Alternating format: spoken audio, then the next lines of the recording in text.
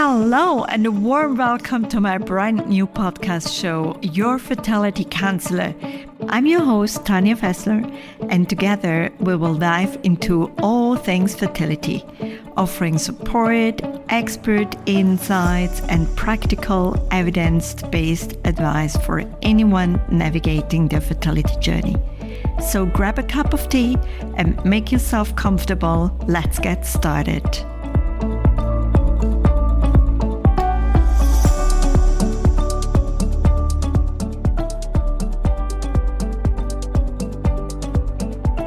Hello and a very warm welcome back to my show, Your Fertility Counsellor. I'm so beyond excitement about this show today because you can't believe what happened today. I came back after a full day of meetings, and you know whom I met? I met so many IVF doctors. As usual, I'm always trying to catch up with the clinics, with the doctors, to get a good exchange and to get updates on the newest technologies as well as what's going on the grounds. And I've been meeting them since Tuesday this week. And every day was full of meetings and I'm just blown away. I'm so blown away. So I can't wait to share the insights that I got from these meetings with you and, the things that we discussed, because we all share the same passion. And this is really like to support couples, women, men that are undergoing fertility treatments or that are on a fertility journey, to let them know, hey, you are not alone. We are all here to help you. And please, please, please reach out to us in case you feel isolated, alone on this journey, because you are not. So that is really the main message that we want to get across. So thank you for joining me today. So for those that have been tuned with the show, thank you for joining again. And for those that don't know me, I'm Tanya. I'm your friend, fertility counselor, and I'm here for you. So you know how it feels when you come back from a full day of meetings and you just feel so excited. I can't share enough about my excitement of today and yesterday and the day before, because each day I feel just like flying. So why am I flying? You may ask. I'm flying because I'm following up with my dear doctors and my network of practitioners that I love dearly and respect dearly because of the work that they are doing and have been doing in the space of fertility. So when I met up with my colleagues and the medical directors as well as the IVF specialists and embryologists, we all share the same passion. Yes, we may have different opinions on what to focus on. So some of my IVF doctors that I'm working with, some of them truly believe in numbers. It's all about statistics and getting those pregnancy success rates right. And some of them truly believe in the patient-centered care. Others believe that the technology in the embryologist, in the laboratory, must be the correct one, must be the highest standard.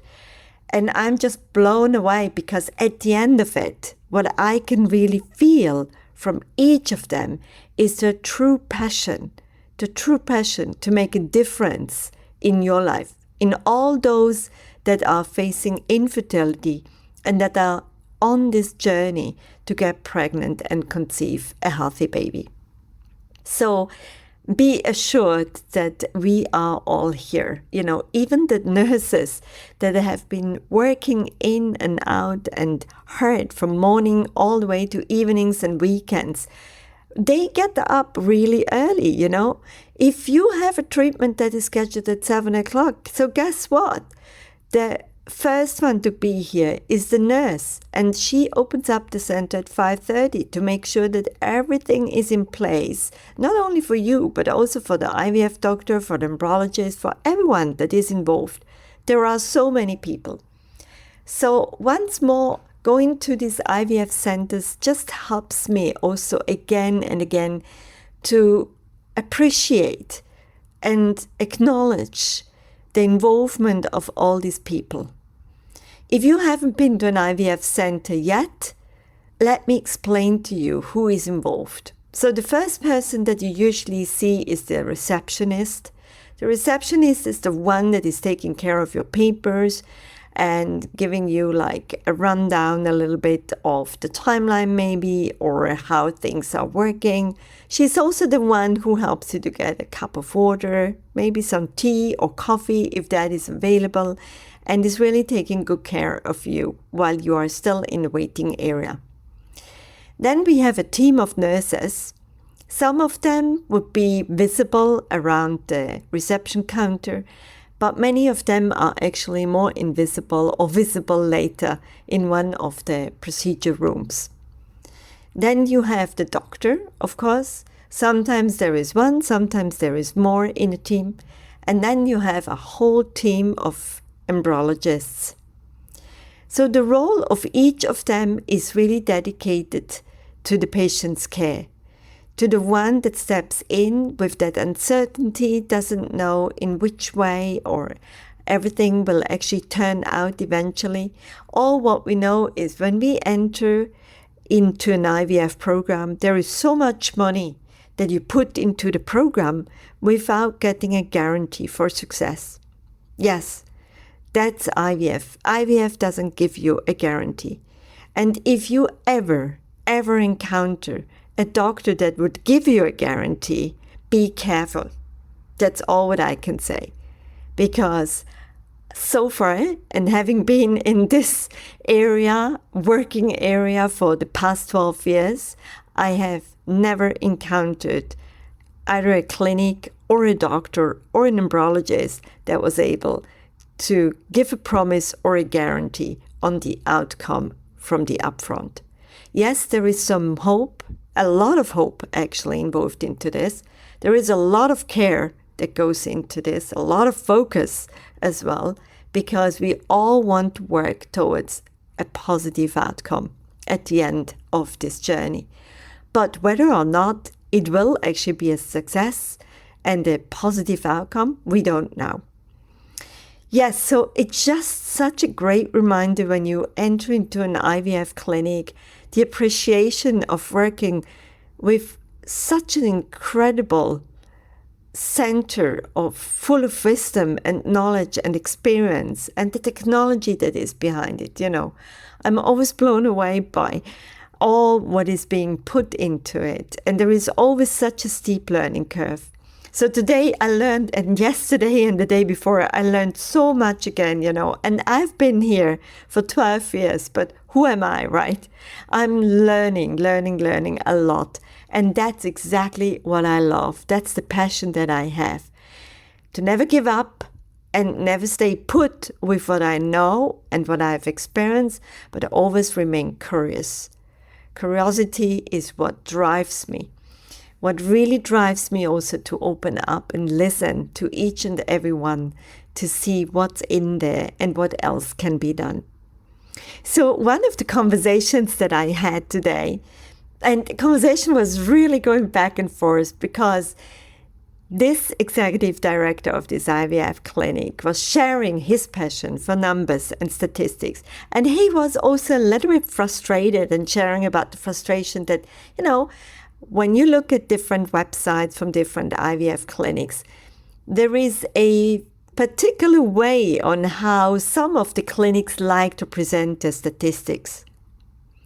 And this is another one that I actually wanted to highlight to you. Yes, be careful, because sometimes you end up actually comparing apples with pears. So when we look at those statistics, we should actually look into, first of all, the resource of the year. So I've come across some of the statistics that date back about 5 years ago or even 10 years ago. And I can tell you, each clinic must have up-to-date numbers. It's impossible that a clinic has to offer you a 5-year-old statistic. It's absolutely impossible. Each clinic runs a very up-to-date statistic behind the scene. And so each of them should be actually responsible to put up the actual numbers of at least the past year. So now we are in 2025, meaning that you should be able to find statistics that are no older than 2023 on their website. Anything else is outdated. Why is it outdated? It's outdated because technology changes, hormones changes, medications changes, and so we really want to see more actual numbers. So if you ever want to invest time into comparing clinics, you should look for actual numbers that are no older than the ones from 2023. Another thing that is also really, really interesting is really the comparison of a pregnancy success rate that is just done after the completion of the 2 weeks wait after embryo transfer versus the one that has been done maybe just in the early weeks of a pregnancy versus actually getting to a live birth. Live birth statistics usually take longer because, of course, we need to wait another 9 months to know for sure that we can actually tick that box, right? So for all the IVF clinics that have been new to the game and new on the landscape, they wouldn't be able to be sharing the numbers of live births. You would want to wait for 1 more year until you get those numbers. But for anybody else that has been around for 2 or 3 years or even more longer, you should be able to actually see live birth rates. Why am I so much emphasizing on live birth rates? Live birth rates is really the rate of actual healthy baby in your arms. And believe me, this is what you want to have with an IVF. You are putting so much time, efforts, and money into an IVF. You want to know what the live birth rate is of the clinic of your choice. So that's why the ultimate number that you want to compare is the live birth rate. It's not the LH or search rate, and it's not the HCG search rate. Because, let me tell you why, some of the clinics just take the minimal pregnancy hormonal search that they can detect in a blood test after the 2 weeks wait, and they would already tick the box of a pregnancy success rate, no matter whether that would actually ultimately lead into a miscarriage a few days later. So there is not only that, but also some of the clinics are simply not regarding any minimal number of HCG. This is the pregnancy hormone that you want to see in your blood test, and not operating on a minimal level that has to be seen and shows up in your bloodstream.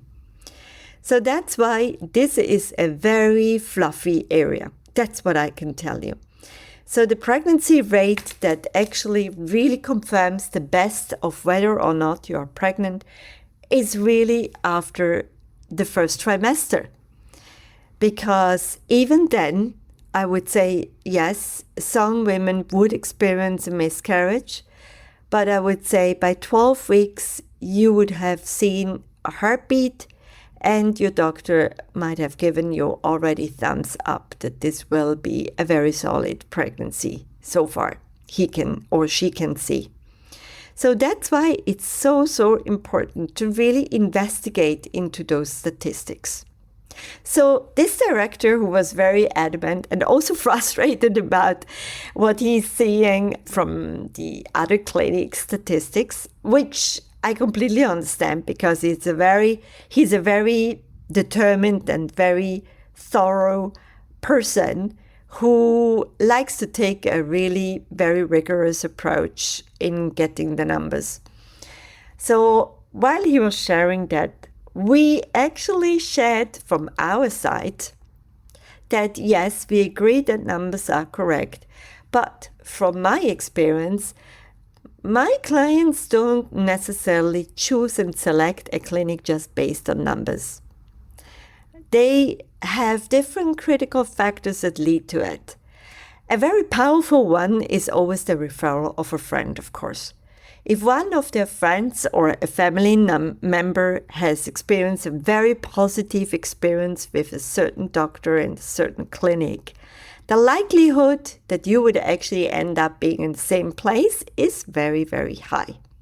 That's how powerful personal recommendations can be. So you can have that with hairdressers, you can have that with restaurants, with hotels and holiday trips, and the same goes for IVF doctors and IVF clinics. Yes, that's how it is. Another one is also to talk to someone that is neutral, someone that is independent, and it can be a person of trust, of confidence. It can be a counselor, but also it could be like a TCM physician that is a specialist in fertility. It could be any alternative therapist that actually is linked into fertility that can help you to give an opinion and reflect back on what is it that you are really and truly seeking.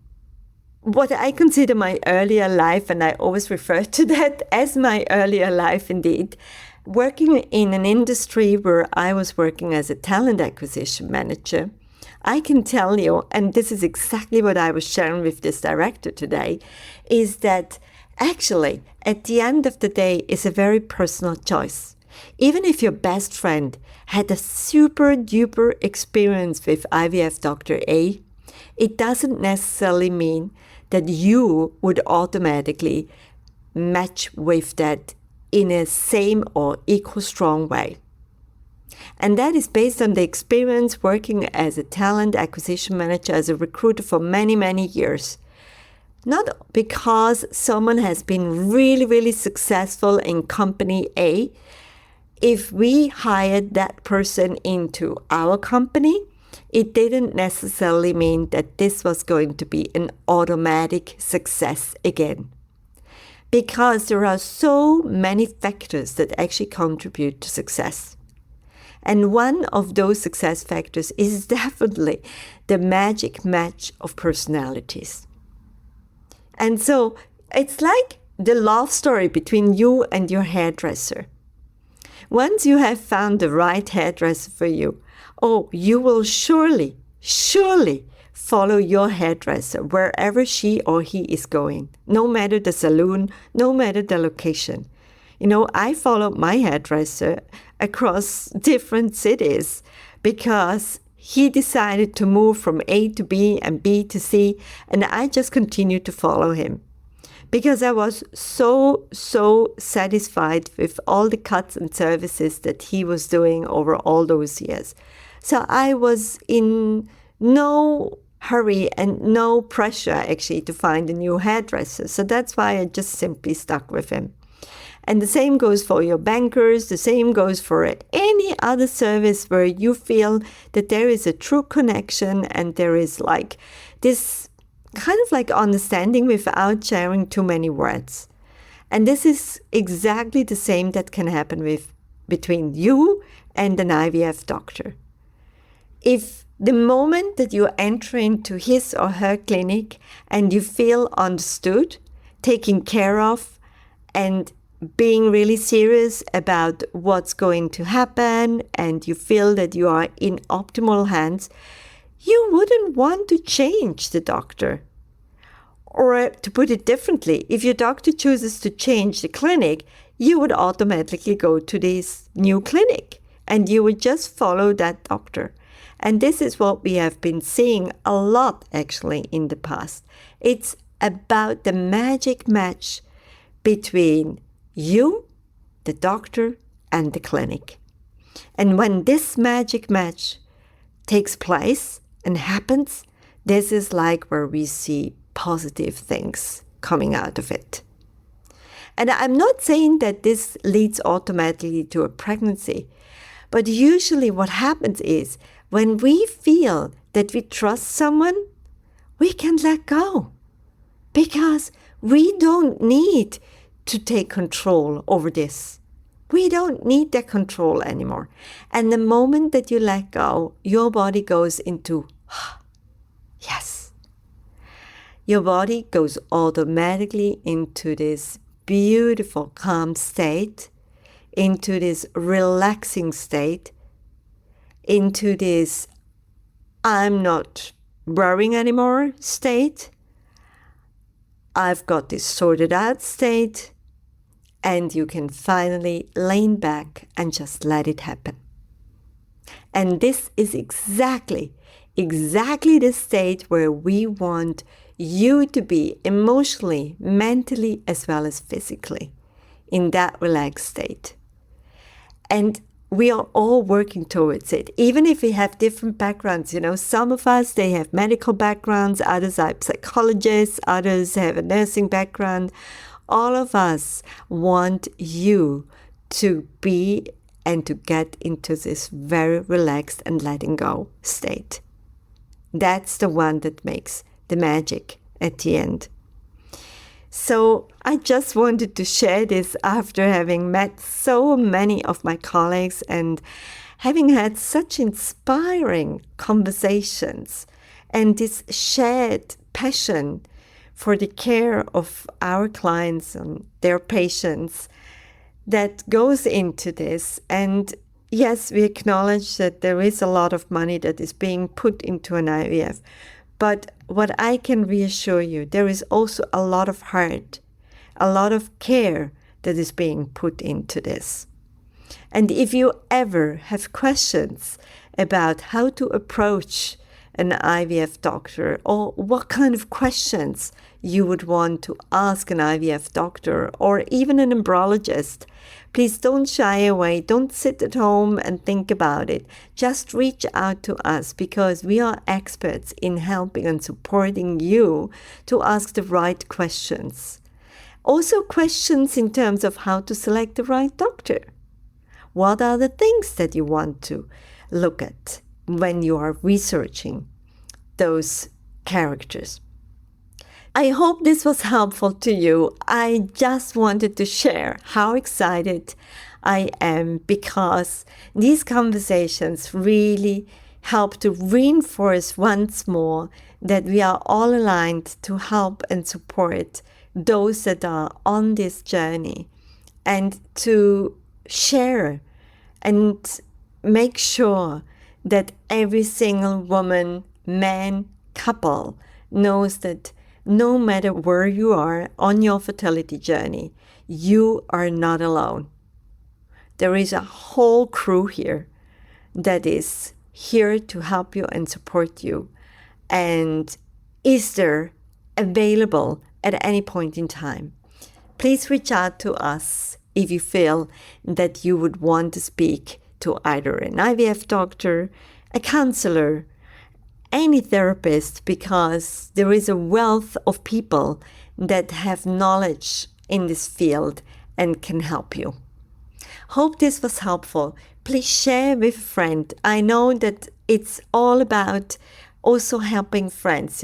If you are not the one being or seeking an IVF procedure, but you have a good friend and you have been listening to this episode today because you want to help your friend, thank you. Thank you for taking the time and listening to this show today, to this episode. I really appreciate that. And it shows once more the care and love that goes into this friendship that you are having with your friend. So please share with your friends, because it might be just the right timing for them to hear this, and it could be a real catalyst for them on their journey. So thank you again, and see you soon in our next episode. Thank you for joining me on this episode of the Fertility Counsellor podcast. Remember, you are not alone on this journey. If you need support or have any questions, reach out to us via email at inquiries@counselingconnects.com. Don't forget to follow us on social media @Fertility Connects. We'd love to hear from you. If you want to learn more about us and the services we offer, head to www.fertilityconnects.com. And if you're looking for support beyond fertility, visit www.counselingconnects.com. Take care, and we'll see you in the next episode.